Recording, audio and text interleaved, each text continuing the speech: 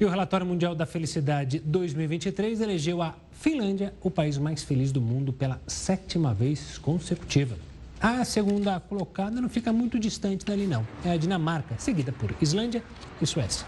Na comparação com os países nórdicos, o Brasil deixou a desejar, ficando na 44ª posição. Mesmo assim, o desempenho foi melhor que o da edição anterior do estudo, em que ocupava a colocação de número 49. O levantamento conta com patrocínio da ONU e analisa 143 países. São levados em consideração fatores como renda, saúde, liberdade, ausência de corrupção e apoio social, que é quando os indivíduos consideram que têm amigos e familiares com quem podem contar. Para a gente falar mais sobre esse assunto, nós recebemos agora o especialista em educação corporativa Rodrigo Lang, que é sócio fundador da Human, instituição que promove programas de desenvolvimento focados em saúde, felicidade e bem-estar. Boa noite, Rodrigo. Seja muito bem-vindo ao Jornal da Record News. Boa noite, Renata. Boa noite, Gustavo. Bom, pela 7ª vez consecutiva, a Finlândia, então, eleita aí o país mais feliz do mundo. Isso chama demais a nossa atenção. O que a gente pode levar em conta para considerar um país feliz? Ótima pergunta, né? Muita gente olha a Finlândia e fala, a Finlândia é um país rico, né? E por isso que é um país tão feliz. Mas, na verdade, a gente tem uma série de variáveis que fazem uma nação, uma organização ou um grupo de pessoas felizes, né?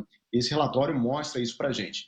A renda é uma dessas variáveis, mas, como vocês já falaram algumas, nós temos, por exemplo, a longevidade, né? A vida longa com qualidade de vida. O apoio social que o indivíduo recebe. Um fator curioso que muita gente esquece, a liberdade. Tá? O indivíduo poder se sentir livre. A generosidade também é muito levado em conta. E um fator que joga contra a gente é a percepção de corrupção, tá? A governança das instituições e das empresas.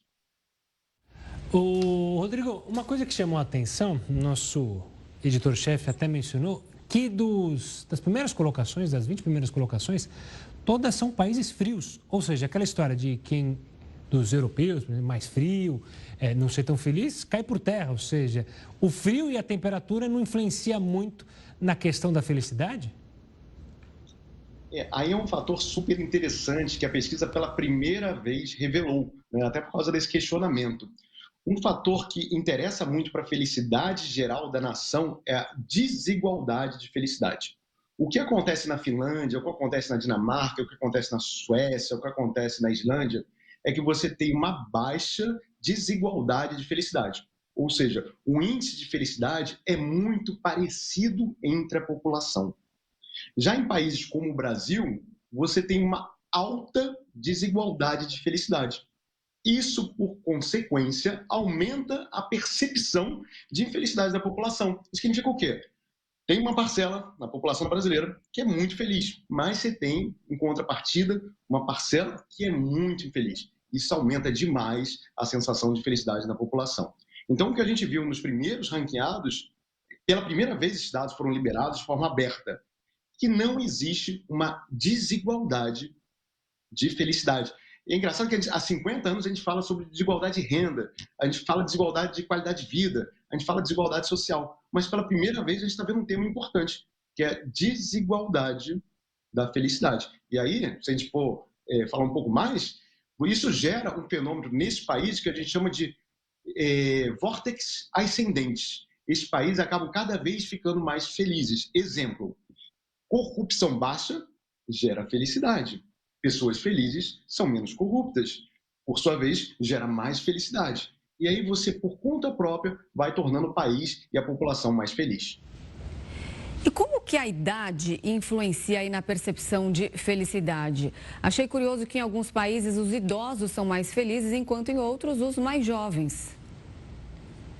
Excelente pergunta, Renata. E eu estou na casa dos 40, né? Então eu passo por isso com meus amigos, com meus colegas. A felicidade, ela acontece em U, tá? Você tem um período que você é muito feliz, o período da infância, o período da adolescência, o período da primeira juventude, o período que você está experimentando ainda da primeira fase adulta, mas você tem um vale. Você tem um vale muito forte por volta dos 40 anos, que é chamado até da crise da meia-idade, quando você tem consciência que realmente que esse mundo não é o que você esperava com uma totalidade, você começa a ter consciência dos problemas sociais, dos problemas financeiros onde você está envolvido.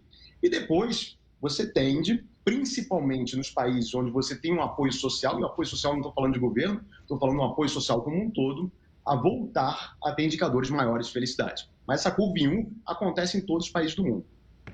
Tá certo, Rodrigo, obrigado, uma honra tê-lo aqui para analisar esse ranking sobre a felicidade. Um forte abraço e dias felizes para você. Eu que agradeço, um abraço. Um abraço.